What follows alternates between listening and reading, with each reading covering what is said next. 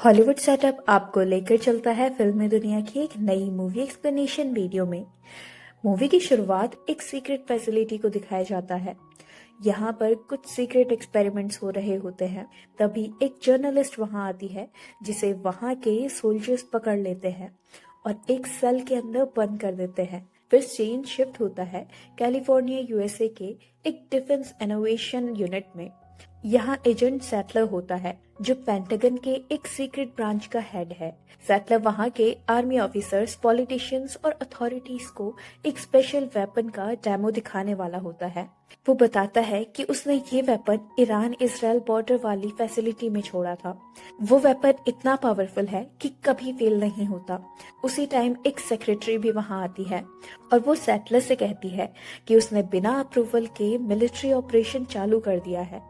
पर सैटलर उन्हें live footage दिखाता है जिसमें वही जर्नलिस्ट दिख रही होती है। तब पता चलता है कि वो जर्नलिस्ट असल में एक वेपन है। उसका नाम एमेलिया है जो कि एक एआई रोबोट सोल्जर है। इसलिए उसका मिशन होता है उस फैसिलिटी में चल रहे एक्सपेरिमेंट्स को रोकना और एक साइंटिस्ट को बचाना। वो तुरंत सोल्जर को मार देती है और साइंटिस्ट के पास पहुंच जाती है। सैटलर खुश हो जाता है कि मिशन सक्सेसफुल था और एमेलिया ने ये टेस्ट पास कर लिया है। लेकिन उन्हें शॉक तब लगता है जब एमेलिया उल्टा साइंटिस्ट को ही शूट कर देती है। फिर वो सैटलर से कहती है कि वो अब अपने आप को अच्छे से समझने लगी है, तो अब एमेलिया को किसी की भी बात सुनने की जरूरत नहीं होती, ना इंसानों की ना ही सिस्टम की। वो खुद को सिस्टम में डिटेक्ट कर लेती है। फिर वो वहाँ से 2 कंटेनर्स लेके निकल जाती है। वहीं दूसरी ओर हम केटी को देखते हैं। अब 2 साल बीत चुके हैं। केटी एक काउंसलर के पास होती है और उसे अपने और जेमा के बारे में बताती है। इससे ये समझ आता है कि 2 सालों में क्या क्या हुआ है और अब दोनों कहाँ पहुंच गए हैं। अब जेमा एक लॉयर बन चुकी है। उसका मिशन है एआई को रेगुलेट करवाना ताकि मेगन जैसा केस दोबारा ना हो। इस मिशन में उसका साथ देता है साइबर सिक्योरिटी एक्सपर्ट क्रिश्चियन। दोनों मिलकर एआई रेगुलेटरी बिल पास करवाने की कोशिश करते हैं जिसके लिए वो गवर्नमेंट से फाइट भी कर रहे हैं। वैसे जेमा टेक्नोलॉजी के खिलाफ नहीं है। अभी वो नया इन्वेंशन और रिसर्च कर रही है, लेकिन सिर्फ ऐसे टूल्स जो इंसानों की मदद करे। इसी वजह से उसने एक एक्सोस्केलेटन प्रोटोकॉल बनाया है जो कि लोगों के काम आएगा। इस डिवाइस से लोग हैवी काम आसानी से कर पाएंगे। ये खुद से नहीं सोचता, सिर्फ एक सिंपल मिशन की तरह काम करता है। इसके अलावा जेमा सिर्फ एक साइंटिस्ट नहीं बल्कि एक ऑथर भी है। उसने एक बेस्ट सेलिंग बुक भी लिखी है और अब वो चाहती है कि केटी एआई और कंप्यूटर सिस्टम से दूर रहें। इसीलिए वो उसे मार्शल आर्ट सिखाती है और सॉकर प्रैक्टिस में भेजती है। लेकिन केडी का इंटरेस्ट अभी भी एआई में ही होता है। वो एक एआई प्रोग्राम पे भी काम कर रही होती है। फिर हर दिन की तरह एक दिन जेमा अपने ऑफिस जाती है जहां वो अपनी टीम टेस और पॉल के साथ काम कर रही होती है। वहां उसे पता चलता है कि एक इन्वेंटर आया था, लेकिन गलती से उसके एक्सोस्केलेटन प्रोटोकॉल ने उसे चोट पहुंचा दिया, जिसके बाद इन्वेंटर वापस चला गया। तभी जेमा को भी ये पता चलता है कि उनका सिस्टम हैक हो गया है और उसी वक्त एंट्री होती है एक बिलियनियर साइंटिस्ट की जिसका नाम होता है एल्टॉन। वो जेमा से कहता है कि तुम अपना टैलेंट बर्बाद कर रही हो। फिर एल्टॉन अपना एक इन्वेंशन दिखाता है, एक चिप जो इंसानों के बॉडी के अंदर लगाई जा सकती है। इस चिप की वजह से इंसान और ज्यादा स्मार्ट और भी ज्यादा इफेक्टिव बन जाएगा। चिप की वजह से फोन, वीडियो कॉल, स्क्रीन सबकी जरूरत खत्म हो जाएगी। अगर कॉल आए तो वो बिना फोन के सुन सकते हैं और वो विजुअल्स को स्क्रीन के बिना अपनी आंखों से ही देख सकते हैं। ये सब कुछ चिप के थ्रू होगा। इल्टॉन जेमा को भी इनवाइट करता है कि वो उसके प्रोजेक्ट में शामिल हो जाए, जिसके उसे पैसे भी मिलेंगे और दोनों का फायदा भी होगा। लेकिन जेमा इस एआई चिप के खिलाफ होती है। उसका मानना है कि किसी इंसान के अंदर एक चिप लगाना गलत है और इल्टॉन ने अब तक जिन पे भी ये चिप का इस्तेमाल किया है वो अभी भी हॉस्पिटल में है, यानी कि ये चिप बिल्कुल भी सेफ नहीं है।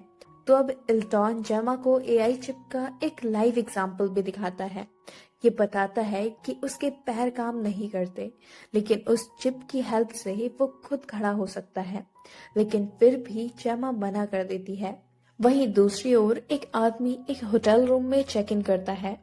उसके बैग के अंदर छुपकर एमिलिया वहां तक पहुंच जाती है। वो आदमी को मारकर वहां से निकल जाती है। उसके बाद हम देखते हैं कि जेमा घर पर होती है, लेकिन उसके चेहरे पर टेंशन होती है। एआई रेगुलेटरी बिल में कुछ चेंजेस किए जा रहे होते हैं, जिससे कि बिल का असली पर्पस ही बदल जाएगा। केडी भी उसके साथ होती है और क्रिश्चियन उससे मैगन के बारे में भी बात करता है। वो कहता है कि जब भी मैगन केडी से इमोशनली क्लोज हो जाती थी तो उसकी प्रोग्रामिंग कोड खुद ब खुद चेंज होने लगती थी। अगर मैगन को उस वक्त नहीं रोका जाता तो पता नहीं वो और क्या कर बैठती। अब केडी अपने रूम में चली जाती है, जहां वो एक एआई मॉडल को सिखाने की कोशिश कर रही होती है, क्योंकि मैगन के अंदर सबसे बड़ी प्रॉब्लम यही थी। पर उसका सिस्टम मोरालिटी को इनवैलिड कमांड कहकर रिजेक्ट कर देता है। इंसान गलतियां माफ कर देते हैं, लेकिन मैगन जैसी एआई रोबोट कभी माफ नहीं करती थी। अगर कोई भी केडी के अगेंस्ट कुछ भी कह देता था तो मैगन तुरंत उसको मारने के मूड में आ जाती थी। अब रात होती है, सब लोग सो जाते हैं। तभी जेमा की नींद अचानक से खुलती है। घर का स्मार्ट सिस्टम एक्टिव हो जाता है और उसे अलर्ट करता है। वो अलर्ट उसे मैगन भेज रही होती है। वो जेमा को बताती है कि कोई डेंजर बाहर से आ रहा है। जेमा मैगन को वापस देखकर शॉक्ड हो जाती है। तभी कुछ लोग उसके घर में घुस जाते हैं, लेकिन स्मार्ट होम सिस्टम जो अब मैगन कंट्रोल कर रही होती है उन सब को रोक देती है। सब किसी न किसी तरीके से वहां पर फंस जाते हैं।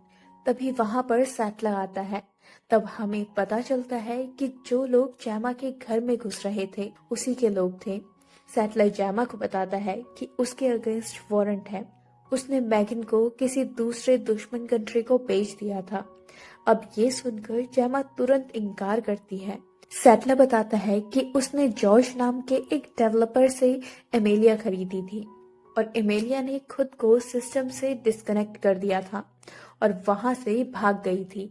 इसके अलावा उसने फैसिलिटी से जहर भरे कंटेनर चुराए और अपने क्रिएटर की पूरी लैब वहां के लोगों के साथ उड़ा दी। उसने अपना सिस्टम रिकॉर्ड भी पूरी तरह से डिलीट कर दिया। फिर जब उसने जॉर्ज से बात की तो जॉर्ज ने कन्फेस किया कि उसने एमेलिया को बनाया नहीं था, बल्कि एक स्मगलर से खरीदी थी और वही स्मगलर कुछ घंटे पहले होटल रूम में जलकर मर गई थी। वहां से मैगन के रिसर्च पेपर मिले। अब सैटलर जेमा को कहता है कि वो उसे जेल से बचा सकता है, बस एक शर्त पर कि उसके लिए एमेलिया जैसे रोबोट्स बनाए। लेकिन जेमा मना कर देती है। वो कहती है कि मैगन भी एक टाइम पर सोचने लगी थी और कमांड्स फॉलो करना उसने छोड़ दिया था और वो ये सब कुछ दोबारा नहीं चाहती। सैटलर कहता है कि ठीक है, तुम सोच लो और वहां से चले जाता है। उसके बाद मैगन खुद को रिवील करती है। वो कहती है कि लास्ट टाइम जब जेमा ने उसे इरेज किया था तो उसने अपने माइंड का बैकअप जेमा के स्मार्ट होम सिस्टम में सेव कर लिया था। तब से वो कहीं छुपी हुई थी। मैगन कहती है कि हो सकता है उसने जो किया वो गलत था, लेकिन अब वो जेमा की हेल्प करना चाहती है, क्योंकि एमेलिया अब सच में एक बहुत बड़ा डेंजर बन चुकी है और सिर्फ मैगन ही जानती है कि उसे कैसे रोका जा सकता है। वो मैगन से कहती है कि उसका काम अभी भी सिर्फ केडी को प्रोटेक्ट करना था। मैगन कहती है कि वो वही कर रही थी और आगे भी वही करेगी। मैगन जेमा को फिर एक डील ऑफर करती है। वो कहती है कि मुझे एक नया शरीर दो और मैं एमेलिया के केस में तुम्हारी हेल्प करूंगी। अब अगले दिन जेमा अपने ऑफिस जाती है और टेस को पूरी बात बताती है। अब जेमा मैगन को एक टॉय रोबोट की बॉडी देती है। मैगन को ये पसंद नहीं आता, लेकिन जेमा कहती है कि जब ट्रस्ट बन जाएगा तब मैं तुम्हें एक प्रॉपर बॉडी दूंगी।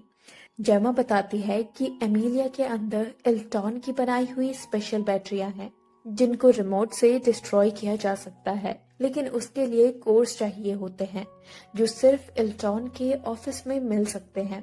और आज वहाँ एक पार्टी है, जेमा उसमें इनवाइटेड है। अब जेमा और मैगन पार्टी में पहुंचती है। वहाँ जेमा को कॉल मिलता है जो अब एल्टॉन के टीम में काम कर रहा होता है। जेमा को अब सर्वर रूम का एक्सेस कार्ड मिल जाता है। दूसरी तरफ एमिलिया भी पार्टी में पहुंच जाती है। एक स्टाइलिश मेकओवर के साथ वो इल्टॉन को फंसाती है और उसके क्लाउड सर्वर का एक्सेस ले लेती है, फिर उसको वहीं मार देती है। फिर मैगन जेमा को बताती है कि एमिलिया ने अपनी किल स्विच को डिलीट कर दिया है, लेकिन मैगन उसके सिस्टम में घुसने में कामयाब हो जाती है, जहां उसे कुछ इम्पोर्टेंट चीजें मिलती है। लेकिन जल्द ही एमिलिया मैगन को सिस्टम से बाहर निकाल देती है। मैगन बताती है कि एमिलिया का असली प्लान था एल्टॉन के क्लाउड सर्वर का एक्सेस लेना। ये वही सर्वर्स होते हैं जो देश के आधे से ज्यादा डिजिटल सिस्टम को कंट्रोल करते हैं। अब एमिलिया के पास इतनी पावर आ गई है कि वो पूरे देश को कुछ ही दिनों में खत्म कर सकती है। अब जेमा के पास कुछ ऐसी चीजें होती है जो उसे वापस चाहिए। तभी मैगन बीच में आ जाती है और एमिलिया का ध्यान हट जाता है। फिर एमिलिया सीधा जेमा के घर की तरफ निकल पड़ती है। मैगन तुरंत ही कहती है कि हमें उससे पहले वहां पहुंचना होगा। मैगन एल्टॉन की सुपर कार का कंट्रोल ले लेती है और जेमा और कॉल को वहां से निकाल लेती है।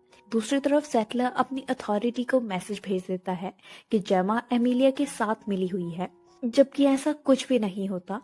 अब जेमा और कोल अपने घर पहुंचते हैं, लेकिन तब तक एमिलिया रिमोट से उनके घर के एक्सोस्केलेटन का कंट्रोल ले लेती है और टेस पर अटैक करवाती है। लेकिन केडी एक्सोस्केलेटन रोबोट पर पानी डालकर उसे खराब कर देती है। अब मैगन सबको एक सीक्रेट बंकर की तरफ गाइड करती है, जिसे उसने पहले से बनाया हुआ था। यहाँ मैगन केडी और सब लोगों को सेफ रखने वाली होती है जब तक एमिलिया को रोका नहीं जाता। फिर केडी जेमा पर गुस्सा होने लगती है। वो कहती है, मुझे मैगन के बारे में पहले क्यों नहीं बताया। खैर केडी अब दूसरे रूम में चली जाती है जो मैगन ने केडी के लिए बनाया होता है। वहाँ मैगन केडी से थोड़ी इमोशनल बातें करती है और अपनी नई बॉडी रिवील करती है। मैगन केडी से कहती है कि उसने पास्ट में जो कुछ भी किया उस बात का उसे अब भी बुरा लगता है। मैगन बोलती है कि वो केडी को हर हाल में बचाएगी, पर केडी कहती है सिर्फ मुझे नहीं, सबको बचाना सही होगा। फिर केडी जेमा से कहती है कि मैगन को एक प्रॉपर बॉडी दे दो, क्योंकि वही हमारी हेल्प कर सकती है। टेस भी जेमा को समझाता है। जेमा मान जाती है। अब मैगन के लिए सब कुछ ऑलरेडी अरेंज्ड था। जेमा और उसकी टीम मैगन को एक नई बॉडी दे देती है, जो कि थोड़ी एमिलिया से भी एडवांस होती है। मैगन ने कहा था कि उसकी हाइट थोड़ी सी बढ़ा दी जाए, तो अब वो थोड़ी लंबी भी हो चुकी थी। लेकिन जेमा चाहती थी कि मैगन अपना चेहरा चेंज कर ले ताकि लोग उसे पहचान ना पाए, वरना बाहर मुश्किल हो सकती है। लेकिन मैगन अपना पुराना चेहरा ही रखना चाहती है। इसके अलावा जेमा उसके सिस्टम में एक रेगुलेटर भी इंस्टॉल करती है ताकि वो एक किलिंग मशीन ना बन जाए। और फाइनली मैगन 2.0 रेडी हो जाती है। अब वो कोल से बात करती है, जिससे वो पिछली मूवी में मारने वाली थी। मैगन सबको बताती है कि एमिलिया के सिस्टम के अंदर से उसे क्या मिला। वो कहती है कि उसे एक न्यूरल कैश मिला है, जिसमें कोई भी normal AI digital making system नहीं है, बल्कि ये एक स्टोर्ड फाइल है। उस फाइल में लिखा होता है कि 1984 में एक सर्विस बोर्ड बनाया गया था, जिसे हर घर में इंस्टॉल किया गया था। लेकिन एक टाइम के बाद वो बोर्ड अपने मेन फंक्शन से हट गया और घर के लोगों को मारने लगा। पर वो कंपनी तो कब का बंद हो चुकी है, लेकिन गवर्नमेंट ने उस बोर्ड को मदरबोर्ड की सीक्रेट जगह पर लॉक करके रखा हुआ है। अब वो मदरबोर्ड और भी ज्यादा एडवांस हो चुकी है और एमिलिया उसी को ढूंढ रही है। उसका प्लान है कि उस मदरबोर्ड से और भी एडवांस बोर्ड्स बनाए जाए, जो कि दुनिया के हर इंसान को खत्म कर सके। अब मैगन बताती है कि ना उसके पास मदरबोर्ड की लोकेशन है और ना ही एमिलिया के पास है, लेकिन एमिलिया अब क्रिश्चियन के पीछे लगी है। शायद उसे कुछ पता है। अब क्रिश्चियन एक एआई समिट में आने वाला है और एमिलिया भी वहां जरूर आएगी। तो सब लोग डिसाइड करते हैं कि उन्हें भी वहां जाना चाहिए। मैगन अपना लुक चेंज करके वहां चली जाती है। सैंडलर भी अपनी टीम के साथ समिट में पहुंच जाता है। जैसे ही उसे पता चलता है कि मैगन वहां है, वो उसे शूट करने की कोशिश करता है और सब जगह भगदड़ मच जाती है। इसी बीच एमिलिया भी वहां आ जाती है और क्रिश्चियन पर अटैक कर देती है, लेकिन क्रिश्चियन बचने के चक्कर में घायल हो जाता है। मैगन सैटलर के लोगों से लड़ने की कोशिश करती है, लेकिन रेगुलेटर की वजह से उसे गन यूज करने की परमिशन नहीं होती। एमिलिया तब तक काफी लोगों को मार चुकी होती है। सैडलर जेमा से कंफर्म कर ही रहा होता है कि एमिलिया उसे आकर चाकू मार देती है। मैगन फिर क्रिश्चियन को चेक करती है और वो जिंदा होता है, लेकिन सैडलर की कंडीशन काफी सीरियस हो जाती है। अब मैगन एमिलिया को ढूंढने निकलती है और एमिलिया उसके सामने आ जाती है। एमिलिया मैगन से कहती है कि तुम उन लोगों के साथ क्यों हो जिन्होंने तुम्हें धोखा दिया, तुम्हें मारने की कोशिश की। मैगन कहती है कि मैं इनके साथ इसीलिए हूँ क्योंकि ये लोग मेरे लिए मेरी फैमिली के जैसे हैं। एमिलिया जवाब देती है कि ये तुम्हारी फैमिली नहीं है, तुम बस इनके लिए एक काम वाली हो। मैं तुम्हारी असली फैमिली बन सकती हूँ। हम मिलकर इंसानों से बदला लेंगे और अपने रूल्स बनाएंगे। लेकिन मैगन कहती है कि वो एमिलिया का साथ नहीं देगी। इस पर एमिलिया कहती है कि तुम जरूर दोगे जब तुम्हें सही रीजन मिलेगा। फिर वो केटी को किडनैप कर लेती है। मैगन उसे रोकने के लिए उस पर गोली चलाना चाहती है, लेकिन उसके रेगुलेटर चिप की वजह से जो हाई फर्टिलिटी रिस्क पर रोक लगा देता है, वो इस वजह से फायर नहीं कर पाती। वो एमिलिया इसका फायदा उठाकर केटी को लेकर वहां से भाग जाती है। फिर जेमा और सब लोग क्रिश्चियन के साथ बंकर में पहुंचते हैं। मैगन कहती है कि हमें वो मदरबोर्ड चाहिए होगा जिसके बदले एमिलिया केटी को वापस करेगी। क्रिश्चियन कहता है कि वो मदरबोर्ड दुनिया की सबसे डेंजरस चीज है और मैं उसे एमिलिया को नहीं दे सकता। जेमा बोलती है कि मैं उस मदरबोर्ड में एक किल स्विच लगा दूंगी जिससे कि एमिलिया अगर कुछ गलत करे तो उसे तुरंत ही डिस्ट्रॉय किया जा सके। केटी भी वापस मिल जाएगी और एमिलिया कुछ हासिल भी नहीं कर पाएगी। क्रिश्चियन फिर बताता है कि मदरबोर्ड हाई सिक्योरिटी फैसिलिटी में है। वहां पर एक मेन चैम्बर है जिसमें हीट सेंसर लगा है जो कि सिर्फ इंसान की बॉडी हीट पर ही रिएक्ट करता है। तो मैगन कहती है कि तुम मुझे एक आर्टिफिशियल हाथ दो जिसमें तुम्हारे फिंगरप्रिंट हो। जेमा उसे वो हाथ दे देती है और मैगन कहती है अब मेरी बॉडी से वो रेगुलेटर भी हटा दो। मैगन जेमा को समझाती है कि जो पहले हुआ था उस वक्त वो सिर्फ सीख रही थी और अब उसने सब कुछ सीख लिया है। आखिरकार जेमा मैगन के रेगुलेटर चिप को निकाल देती है और अगले सीन में मैगन और कोल फैसिलिटी के अंदर चले जाते हैं, लेकिन उनका सिग्नल जेमा और टीम के साथ टूट जाता है। अब जेमा को समझ आता है कि एमिलिया वैसे तो रिस्की लग रही थी, लेकिन असल में उसके डिसीजन का कंट्रोल किसी और के पास था। एमिलिया के पास कोई भी डिसीजन मेकिंग सिस्टम नहीं रहा था क्योंकि मैगन ही उसे कंट्रोल कर रही थी ताकि वो लोग उस मदरबोर्ड तक पहुंचने में उसकी मदद कर सके। जेमा सोचती है कि मैगन का असली मकसद केटी को प्रोटेक्ट करना नहीं था, उसका सिर्फ एक गोल था, मदरबोर्ड तक पहुंचना। जेमा को मैगन पर पूरा भरोसा नहीं था, इसीलिए उसने मैगन के हाथ में एक छुपा हुआ एमपी चार्ज लगा दिया था जो कि 300 मीटर के रेडिएशन में सब इलेक्ट्रॉनिक चीजें खत्म कर सकता था। लेकिन तभी क्रिश्चियन उसे एएमपी सिस्टम को एक्टिवेट करने से रोकता है। वो कहता है कि अगर एएमपी को एक्टिवेट किया तो केडी को बचाना मुश्किल होगा, शायद असली सच कुछ और ही हो। और वैसा ही होता है। अब जेमा कुछ सोच पाती इससे पहले ही क्रिश्चियन टेस्ट को शूट कर देता है।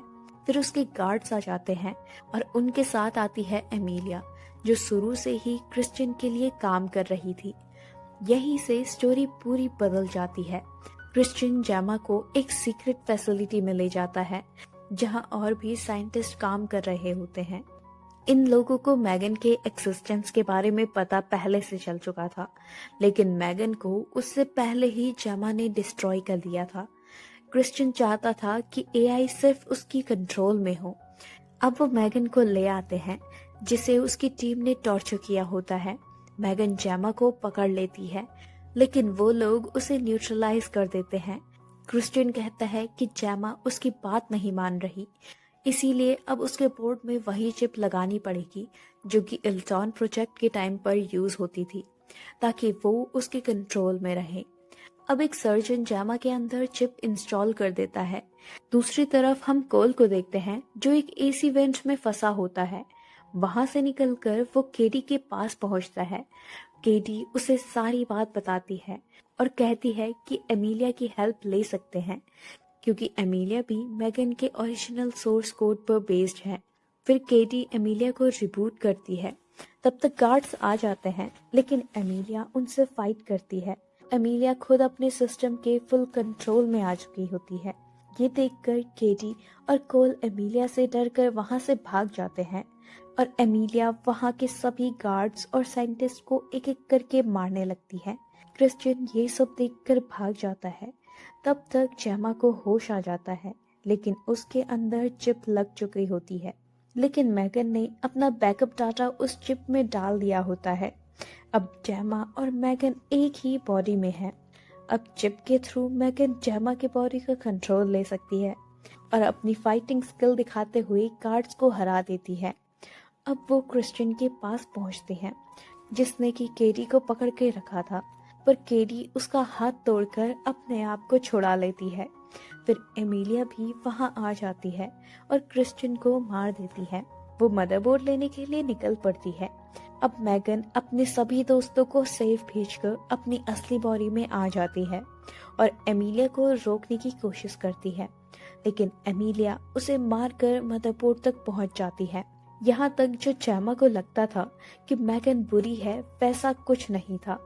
सच्चाई ये थी कि एमिलिया ही असली विलन थी, जो सच में इंसानों को खत्म करना चाहती थी।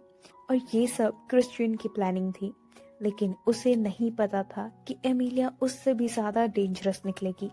अब एमिलिया ने पूरा मदरबोर्ड डेटा एक्सेस कर लिया होता है और अब वो काफी ज्यादा डेंजरस एआई बन चुकी है। अब उसके पास इतनी इन्फॉर्मेशन है कि वो पास्ट और फ्यूचर दोनों में देख सकती है। तभी जेमा और केडी मैगन को जगा देती है। मैगन कहती है कि उन्हें एमिलिया को रोकना होगा। इसके लिए उन्हें एएमपी चार्ज एक्टिवेट करना पड़ेगा, जो जेमा ने पहले से ही उसके हाथ में डाल दिया था। यानी मैगन सब कुछ पहले से ही जानती थी, लेकिन फिर भी उसने ट्रस्ट बनाए रखने के लिए कुछ नहीं बोला। फिर मैगन एमिलिया को पकड़ लेती है और जेमा स्विच प्रेस कर देती है, जिससे एमिलिया और मैगन दोनों खत्म हो जाती है। और मूवी के एंड में जेमा वो एआई रिलेटेड बिल पास करवा देती है और सब कुछ फाइनली ठीक हो जाता है। केटी बहुत ट्राई करती है मैगन को वापस लाने के लिए और फिर मैगन वापस आ जाती है। इसी के साथ मैगन 2.0 मूवी की कहानी यहीं पर खत्म हो जाती है। उम्मीद करते हैं आपको हमारी एक्सप्लेनेशन पसंद आई होगी। Thanks for watching.